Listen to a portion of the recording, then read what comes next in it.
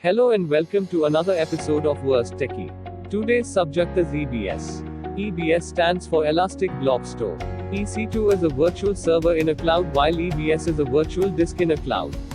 Amazon EBS allows you to create storage volumes and attach them to the EC2 instances. Once the storage volume is created, you can create a file system on the top of these volumes, and then you can run a database, store the files, applications, or you can even use them as a blob device in some other way. Amazon EBS volumes are placed in a specific availability zone, and they are automatically replicated to protect you from the failure of a single component. EBS volume does not exist on one disk, it spreads across the availability zone. EBS volume is a disk which is attached to an EC2 instance. EBS volume attached to the EC2 instance where Windows or Linux is installed, known as root device of volume. Amazon EBS provides two types of volume that differ in performance characteristics and price. EBS volume types fall into two parts: SSD-backed volumes, HDD-backed volumes. Let's discuss about SSD. SSD stands for solid-state drives.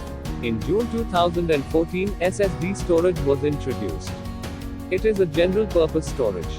It supports up to 4000 IOPS, which is quite very high.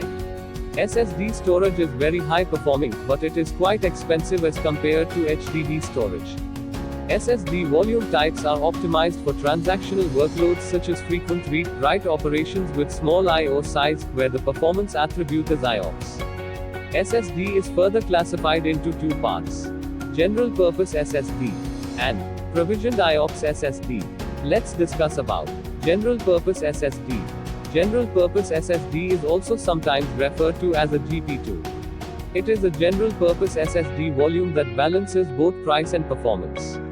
You can get a ratio of 3 IOPS per GB with up to 10,000 IOPS and the ability to burst up to 3,000 IOPS for an extended period of time for volumes at 3,334 GB and above. For example, if you get less than 10,000 IOPS, then GP2 is preferable as it gives you the best performance and price. Now let's discuss about Provisioned IOPS SSD.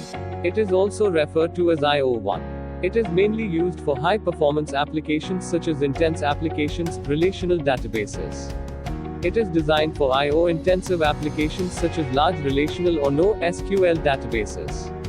It is used when you require more than 10,000 IOPS. Now I will discuss HDD. It stands for hard disk drive. HDD-based storage was introduced in 2008. The size of the HDD-based storage could be between 1 GB to 1 TB. It can support up to 100 IOPS, which is very low. Now let's discuss about Throughput Optimized HDD. It is also referred to as ST1. Throughput Optimized HDD is a low-cost HDD designed for those applications that require higher throughput up to 500 MB/s. It is useful for those applications that require the data to be frequently accessed. It is used for big data, data warehouses, log processing, etc. It cannot be a boot volume, so it contains some additional volume.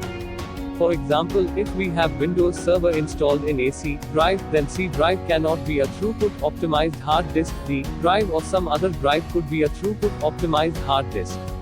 The size of the throughput hard disk can be 500 GB to 16 TB. It supports up to 500 IOPS. Cold HDD. It is also known as SC1. It is the lowest cost storage designed for the applications where the workloads are infrequently accessed. It is useful when data is rarely accessed. It is mainly used for a file server. It cannot be a boot volume. The size of the cold hard disk can be 500 GB to 16 TN. It supports up to 250 IOPS. Magnetic volume. It is the lowest cost storage per gigabyte of all EBS volume types. It is ideal for the applications where the data is accessed infrequently. It is useful for applications where the lowest storage cost is important. Magnetic volume is the only hard disk which is bootable.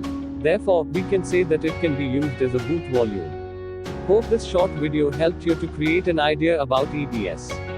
Like, share and subscribe my channel for everyday new technical video. Thank you.